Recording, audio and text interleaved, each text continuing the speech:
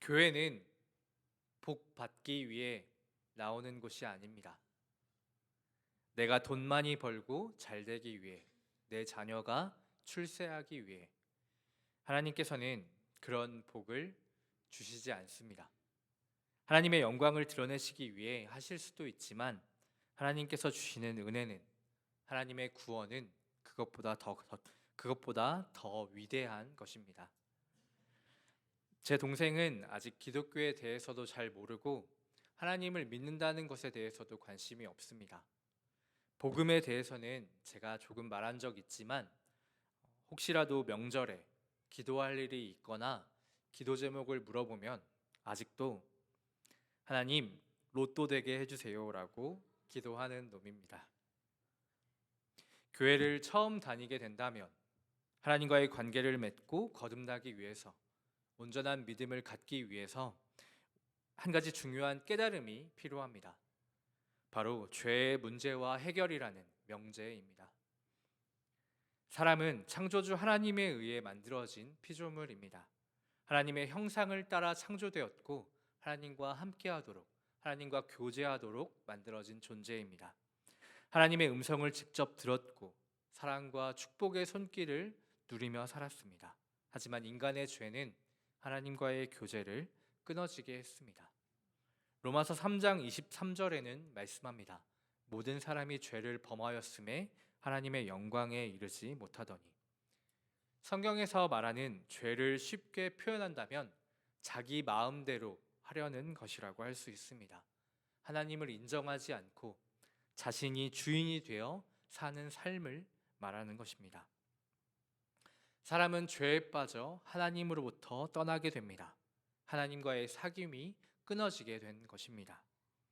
하나님이 없이 제 마음대로 사는 사람은 적극적일 때는 하나님께 대하여 반항하게 되며, 소극적일 때는 하나님에 대하여 무관심하게 되는데, 이것이 바로 성경에서 말하는 죄의 증거입니다. 죄라는 것은 하나님과의 단절을 가져왔으며 그 사랑과 계획을 경험할 수 없게 했습니다. 그리고 그 죄는 점점 더 커졌습니다. 창세기 6장 5절에는 말씀합니다. 사람의 죄악이 세상에 가득함과 그의 마음으로 생각하는 모든 계획이 항상 악할 뿐임을 보시고, 성경의 많은 곳에는 사람에게 있는 죄악의 모습들을 우리에게 보여줍니다. 그리고 이것은 우리의 죄된 모습입니다.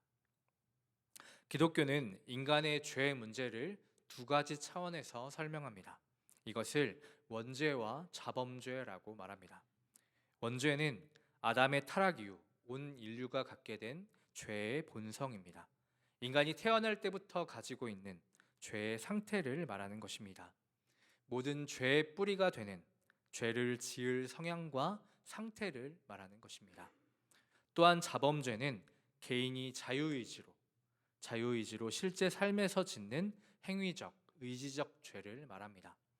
미움, 시기, 거짓과 음란, 불순종과 같이 생각과 말과 행동에서 드러나는 원죄의 결과로 필연적으로 발생하는 죄를 말하는 것입니다.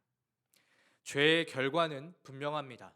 하나님과의 단절, 그로 인한 영적인 죽음, 그리고 그 삭시 죽음이라는 심판과 형벌입니다. 사람들은 끊임없이 선행, 철학, 종교 등과 같이 자신의 힘으로 하나님께 도달하여서 풍성한 삶을 누리려고 노력하지만 그 거리는 닿을 수가 없습니다.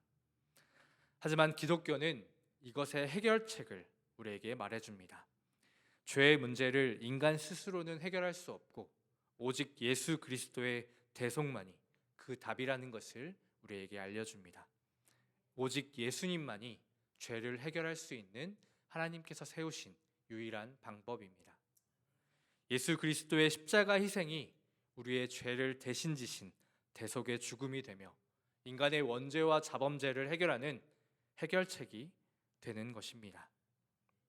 예수 그리스도만이 하나님께 이르는 유일한 길입니다.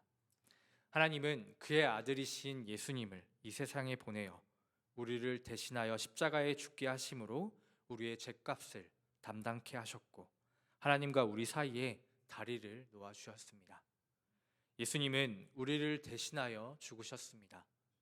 그리고 또한 예수님은 죽음에서 살아나셨습니다. 구원의 본이 되신 예수님입니다. 우리 각 사람은 예수님을 나의 구주, 나의 하나님으로 영접해야 합니다. 오직 예수님을 통해서만 우리는 우리 각 사람에 대한 하나님의 사랑과 계획을 알게 되며 또 그것을 체험하게 됩니다. 영접한다는 뜻은 나 중심에서 하나님 중심으로 전환하는 것입니다. 내 안에 들어오셔서 내 죄를 용서하시고 하나님이 원하시는 사람이 되도록 나를 하나님께 맡기는 것입니다. 우리는 믿음으로 예수님을 영접해야만 합니다. 그때 우리는 하나님이라는 복을 누리게 되며 내게 이루신 구원을 선물로 은혜로 받게 되는 것입니다.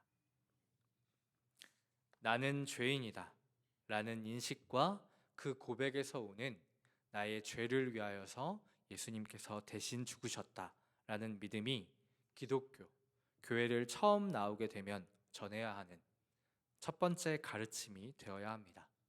그래야만 다시 하나님께 나아가 함께 할 수 있으며 그 사랑과 축복을 누릴 수 있게 하기 때문입니다.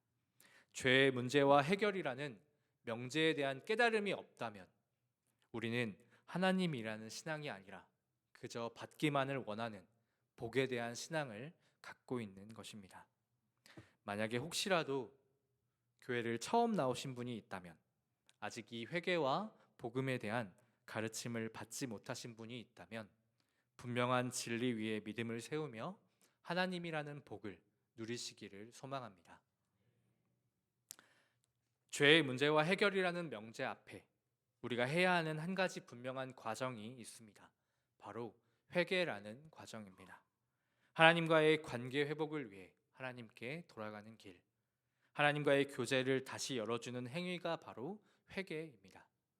진정으로 마음을 돌이키고 하나님 앞에 무릎 꿇고 자복하며 죄를 고백하고 용서를 구해야 하는 것입니다. 다만 이것은 믿음의 처음, 초신자에게만 해당하는 그러한 모습이 아닙니다. 예수님이 부활하셨을 때의 제자들의 모습을 보며 함께 이야기하려고 합니다. 오늘 본문인 누가복음 24장에는 예수님의 부활 후 십자가에 달리시고 그리고 부활하신 후 제자들의 모습이 여실히 드러나고 있습니다. 예수님이 십자가에 달리시고 제자들의 모습은 어떠했을까요? 그들은 유대인들이 무서워서 문도 창문도 다 잠그고 마라의 다락방에 숨어 있었습니다. 제자들은 예수님이 하나님의 아들이시라는 사실도 있고 다시 부활할 것이라는 말씀도 있고 죽음에 대한 허무함과 슬픔에 빠져 있었습니다. 어쩌면 아무것도 이루지 못할 것이다 라는 생각에 예수님이 잡히실 때 도망가고 배신하였는지도 모릅니다. 여인들이 무덤에 다녀온 소식에도 그들은 허탄한 듯이 그 여인들이 미쳤다는 듯이 듣고도 믿지 아니하였습니다. 이후에 예수님이 앞에 나타나 보이셨을 때에도 그들은 눈이 가리워져서 예수님이심을 알아보지 못했습니다. 제자들의 모습은 인간의 죄성을 나타내는 것입니다. 하나님의 일이기에 알아듣지 못했을 수도 있지만 그들은 예수님과 함께했던 사람들입니다. 예수님의 이적을 눈으로 보았고 하나님의 음성을 직접 들었던 그들입니다. 그런데도 그들은 예수님의 부활을 믿지 않았고 보고도 알지 못했습니다. 그저 자신들의 앞날만을 걱정하고 있는지 모릅니다. 예수님을 믿는 사람들의 모습에서도 이 같은 모습이 있다는 것을 우리에게 말해줍니다. 우리에게도 이러한 모습이 있음을 우리는 알아야 합니다. 우리는 예수님을 만난 사람들이고 하나님을 믿는 사람들입니다. 말씀을 생각할 때에는, 주일의 말씀을 들을 때에는 예수님이 살아계신 것을 알고 있고 하나님의 음성이 나에게 함께하며 나를 인도하시는 것을 느낍니다. 그러나 다시 집으로 돌아가면, 나의 삶의 시간과 직장으로 돌아가면 우리는 원래의 모습으로 돌아가게 됩니다. 나는 하나님의 사람인 것처럼 살려고 노력하지만 나의 환경이, 나의 상황이 바뀌지 않고 사람들이 바뀌지 않는 것처럼 보여서 살아내는 것조차 포기하려고 합니다. 성경 말씀이 하나님의 말씀이란 것을 알고 있고 기도가 하나님과 대화하는 것이라고 생각은 하지만 이를 위해서 굳이 노력하지 않습니다. 하나님의 뜻만을 구하며 그것에 순종해야 하지만 우리는 하나님을 바라보지 않고 내 마음에 하나님을 모시지 않으며 내 속에서는 내 마음대로 하려는 그러한 마음이 자꾸만 생겨납니다. 다시 원래대로 돌아가려는 마음, 나를 편하게 하고픈 마음, 나의 십자가를 싫어하는 마음, 우리에게 이러한 마음들이 우리에게 있습니다. 이것은 인간의 죄성 때문입니다. 죄의 근본, 죄의 쓴뿌리라고도 표현됩니다. 예수님은 십자가에 달리심으로 우리의 구원을 완성하셨습니다. 십자가에 달리심으로 모든 것을 이루셨고 모든 것을 해결하셨습니다. 우리를 그릇이라고 표현한다면 우리의 안에 있는 모든 죄를 다 가져가시고 다 부어버리시고 깨끗하게 하신 것입니다. 그런데 문제는 죄를 담고 있던 그릇인 우리가 아직 남아있다라는 것입니다.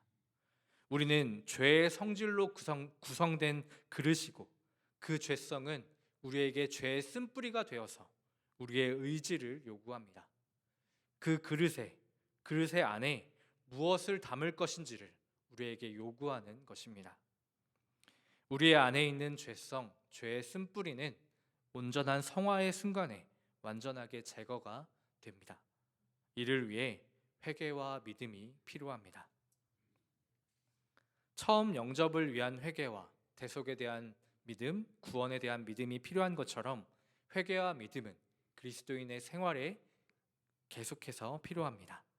회개와 믿음은 그리스도인으로서의 생활의 모든 단계에서 반드시 필요한 것입니다. 하나님의 자녀로 거듭나기 위해 회개와 믿음이 필요한 것처럼 이제는 그리스도인으로서 하나님의 은총 안에 계속하여 거하고 성장하기 위해서 회개와 믿음이 필요한 것입니다. 바로 온전한 성화를 위한 회개와 믿음입니다. 온전한 성화를 위한 회개란 우리의 죄성, 죄책, 무력함을 아는 것입니다. 이 회개가 선행되고 우리에게 필요한 믿음은 우리의 안에 하나님 나라에 대한 소망과 성령 안에서의 의와 평강과 희락을 받아들이는 것입니다. 온전한 성화를 위한 회개는 죄의 고백과 용서, 변화의 의미, 이것을 넘어서서 더 큰 의미에서의 자기 인식입니다. 용서받은 죄인으로서의 구속과 책임을, 자유함을 아는 것입니다. 내가 거듭나고 의롭다함을 입어도 하나님의 자녀임을 안다고 해도 죄에 대한 책임이 있고 무력한 죄인이라는 것을 아는 것입니다. 우리가 그리스도인이 되었을 때 죄가 나를 지배하지는 않지만 아직도 그 죄가 남아있다라는 것입니다. 믿음 안에서 죄에 대하여서 전력으로 싸우고 있지만 죄가 여전히 존재하며 그 죄로 인해 넘어질 수 있고 죄의 유혹과 죄의 힘이 크다라는 것을 인식하는 것입니다. 죄가 우리의 마음속에 남아있으면 그 죄가 또한 우리의 말과 행동에 드러날 수 있다라는 것을 아는 것입니다. 육신에 속한 마음, 타락의 경향성이 있는 마음, 아직도 살아계신 하나님으로부터 떠나려는 마음이 그런 것입니다. 죄의 쓴뿌리가 아직 우리에게 남아있는 것입니다. 믿음으로 한다 생각하는 행위에서도 행위에 고착된 죄를 우리는 범하게 됩니다. 하나님에 대한 의무를 이행하는데 게으르고 태만한 모습이 우리에게 있을 수 있습니다. 외적인 태만, 그 외에도 내적인 부족을 찾을 수 있습니다. 우리의 안에는 사랑이 없고 거룩한 성정도 없으며 모든 일에서 부족할 뿐입니다. 회개의 또 하나는 자기의 죄책에 대한 깨달음입니다. 죄책이란 죄에 대한 책임입니다. 그 책임이 우리에게서 예수님께 옮겨졌고 더 이상 그 값을 우리에게 물을 수 없습니다. 나는 나의 죄로 인해 죽는 것이 마땅하지만 그 죄의 값, 죽음이 우리에게 임하지 않습니다. 하나님께서 우리를 위한 완전한 대속의 제물을 준비해 주셨기 때문입니다. 예수님의 생애, 예수님의 죽음, 예수님의 기도가 우리와 죄 사이에 존재하고 있기 때문입니다. 이 죄책에 대한 거룩한 부담감과 감사의 마음이 필요한 것입니다. 회개의 또 하나는 무력함을 깨닫는 것입니다. 무력함이란 우리가 의롭다함을 입기 전에 선한 것을 하나도 할 수 없었던 것과 같이 지금도 할 수 없다라는 것입니다. 나 자신의 힘으로는 누구 하나 온전히 사랑할 수 없다는 것을 말합니다. 또한 우리에게 있는 죄책이나 형벌로부터 나 자신을 구원할 수 없는 무력함을 아는 것입니다. 더 나아가 무력하다는 것은 무능함을 뜻합니다. 부족, 결핍 등을 보충할 수 없는 나입니다. 우리는 우리의 죄성과 쓴뿌리를 약화시킬 수는 있지만 그것을 완전히 없앨 수는 없습니다. 우리가 회개를 하면 그때 우리는 복음을 믿게 됩니다. 처음 믿음, 의롭다함을 얻기 위해서 믿었던 믿음과는 다른 의미에서 하나님께서 이루시는 구원의 능력과 권세, 생명과 소망을 믿는 것입니다. 예수님께서 자기를 힘입어 하나님께 나아가는 자들을 온전히 구원하실 수 있다 하신 말씀을 전적으로 믿어야 합니다. 예수님께서는 마음속에 남아있는 죄에서 우리를 구원하실 수 있습니다. 말과 행동에 고착된 죄에서 우리를 구원하실 수 있습니다. 태만의 죄에서 구원하시며 우리에게 부족한 모든 것을 채우시고 보충하실 수 있습니다. 이것이 바로 지금 우리에게 특별히 필요로 하는 회개와 믿음입니다. 예수님을 계속하여 믿어야 합니다. 하나님만을 의지하여야 합니다. 우리가 계속 믿음으로 나아가고 오직 하나님이 하실 수 있다라는 믿음을 가질 때 우리에게 내재되어 있는 모든 죄책과 형벌에서도 구원받을 수 있는 것입니다. 모든 죄성이 무너지고 죄의 쓴뿌리가 끊어지게 되는 것입니다. 우리가 오늘의 우리 됨도 오직 이 믿음에 의한 것입니다. 이 믿음으로 영적 생활을 계속할 수 있고 이 믿음으로 온전한 성화를 이룰 수 있는 것입니다. 하나님의 자녀들에게 회개와 믿음은 서로 화답합니다. 우리가 처음 하나님을 믿게 되고 회개의 모습을 가질 때 우리의 마음에 있는 죄에서 깨끗함을 받는다는 것은 외적인 죄의 지배에서 구원받는다라는 것입니다. 그러나 우리의 내적인 죄가 완전히 없어지지 않았기에 그 이상의 변화가 우리에게는 필요합니다. 바로 온전한 성화를 바라야 하는 것입니다. 우리가 하나님의 자녀로 거듭난 후에도 우리의 죄성을 깊이 깨닫는 것은 반드시 필요합니다. 이것으로 대속하시는 십자가의 분명한 가치와 능력을 그것을 알게 되며 다시 사는 부활이 우리가 살아가는 모든 순간에 필요하다는 것을 알게 되기 때문입니다. 회개를 통해 나의 존재에 대한 분명한 인식을 하며 복음의 능력을 믿음으로 하나님만을 의지해야 하는 것입니다. 다시 말씀 속에 예수님이 부활하시고 제자들에게 나타나셨을 때를 생각해 보려고 합니다. 사람들이 무서워 다락방에 숨어있던 그들입니다. 사방이 막히고 누구도 들어올 수 없을 것 같았던 그곳으로 예수님께서 나타나 그들 가운데 서셨습니다. 그리고 인사하셨습니다. 너희에게 평강이 있을지어다. 그러나 제자들은 반가워하기는커녕 오히려 무서워하고 두려워하였습니다. 그것은 배신과 의심 때문이었습니다. 그들은 사랑하는 예수님이 죽게 되었을 때 그분을 버리고 도망갔습니다. 배신의 죄로 인해 그들은 두려워하였습니다. 그리고 예수님의 부활을 의심했습니다. 부활에 대한 의혹을 그들은 갖게 되었습니다. 그래서 그들은 예수님을 마치 유령을 보듯 한 것입니다. 그러나 예수님은 그런 제자들에게 손과 발을 보여주시며 자신을 나타내십니다. 그리고 아무 일도 없었다는 듯이 먹을 것을 청하셨습니다. 자신의 완전한 부활을, 하나님의 말씀의 완성을 보여주신 것입니다. 이어서 그들에게 말씀하십니다. 오늘 본문 말씀인 46절부터 48절까지의 말씀을 함께 다시 읽도록 하겠습니다. 시작. 또 이르시되 이같이 그리스도가 고난을 받고 제3일에 죽은 자 가운데서 살아날 것과 또 그의 이름으로 죄 사함을 받게 하는 회개가 예루살렘에서 시작하여 모든 족속에게 전파될 것이 기록되었으니 너희는 이 모든 일의 증인이라. 아멘.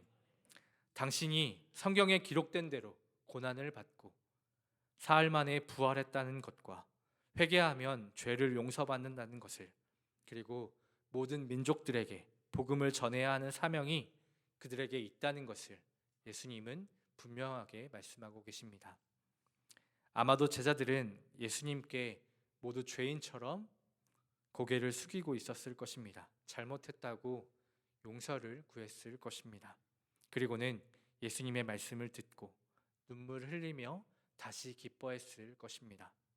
그분 앞에 무릎 꿇을 때 죄를 용서받을 수 있기 때문입니다. 회개라는 것이 곧 구원이 되어져서 그들에게 이루어졌기 때문입니다. 제자들의 모습이 우리의 모습 되기를 소망합니다. 다시 회개하고 복음을 믿을 수 있기를 소망합니다. 회개라는 것은 헬라어 메타노이아로 마음과 생각의 변화, 방향 전환을 뜻합니다. 단순히 잘못을 인정하는 것이 아니라 삶의 방향을 하나님 쪽으로 돌리는 근본적인 변화를 말하는 것입니다. 나는 죄인입니다 라는 고백은 내게는 하나님이 필요합니다 라는 말과 같은 것입니다. 그리스도인의 모든 고통은 하나님과의 단절에서 온다고 합니다. 만일 지금 하나님께 예배드리는 것에 어떠한 설렘이나 두근거림이 없다면, 말씀이 진리와 기쁨으로 다가오지 않는다면, 누군가를 사랑하는 것이 힘들고 어렵기만 하다면 우리는 회개해야 합니다. 다시 하나님께 나아가야 합니다. 하나님 앞에 무릎 꿇고 모든 죄를 자백할 때 우리의 모든 죄를 용서해 주시고 다시 사명을 주시는 하나님을, 그 하나님을 만나는 우리가 되기를 소망합니다. 우리의 온전한 성화를 위해 모든 것을 하실 수 있으신 예수님만을 의지하는 우리가 되기를 소망합니다.